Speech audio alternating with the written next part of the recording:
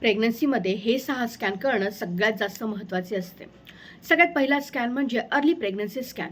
यालाच आपण confirmation of pregnancy scan असेही म्हणतो. हा स्कॅन 6 ते 8 आठवड्यांच्या दरम्यान केला जातो. यामध्ये प्रेग्नन्सीची पोझिशन आणि बाळाचे हार्टबीट्स म्हणजेच हृदयाचे ठोके चेक केले जातात. दुसरा स्कॅन म्हणजे एनटी स्कॅन. हा स्कॅन 11 ते 13व्या आठवड्यांच्या दरम्यान केला जातो. यामध्ये न्यूकल ट्रान्सलुसन्सी चेक केली जाते. तसेच इन फ्युचर काही ॲनोमॉलीज होणार असतील तर त्याचं अर्ली स्क्रीनिंग या स्कॅनमध्ये होतं. या स्कॅनमध्ये काही ॲनोमॉलीज दिसल्यात आपण डबल मार्करची टेस्ट ॲडवाईज करतो. तिसरा स्कॅन म्हणजे ॲनोमॉली स्कॅन. हा स्कॅन 18 ते 22 आठवड्यांच्या दरम्यान केला जातो. हा स्कॅन सगळ्यात जास्त महत्त्वाचा असतो, कारण या स्कॅनमध्ये बाळाच्या सगळ्या अंग अवयवांची डिटेलमध्ये तपासणी केली जाते आणि काही ॲनोमॉलीज आहेत का हे चेक केलं जातं. तसेच बाळाभोवतीचं पाणी आणि प्लासेंटा ची पोझिशन हेही यामध्ये चेक केले जाते. म्हणून हा स्कॅन कधीही स्किप करायचा नसतो. हा स्कॅन सगळ्यात जास्त महत्त्वाचा असतो.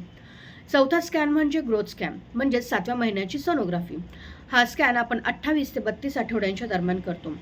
यामध्ये बाळाची वाढ, बाळाचं वजन, बाळाभोवतीचं पाणी आणि प्लासेंटा हे चेक केले जातात.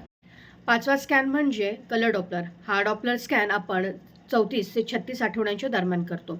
या स्कॅनमध्ये बेबीच्या ब्रेनला आणि इतर अवयवांना होणारा ब्लड फ्लो चेक केला जातो. हा स्कॅन मोस्टली GDM म्हणजे जस्टेशनल डायबिटीस मेलिटस, PIH म्हणजेच प्रेग्नन्सी इंड्यूस हायपरटेन्शन, तसेच IUGR म्हणजेच इंट्रायुटेराइन ग्रोथ रिटार्डेशन असलेल्या पेशंटमध्ये आपण कंपल्सरी करून घेतो.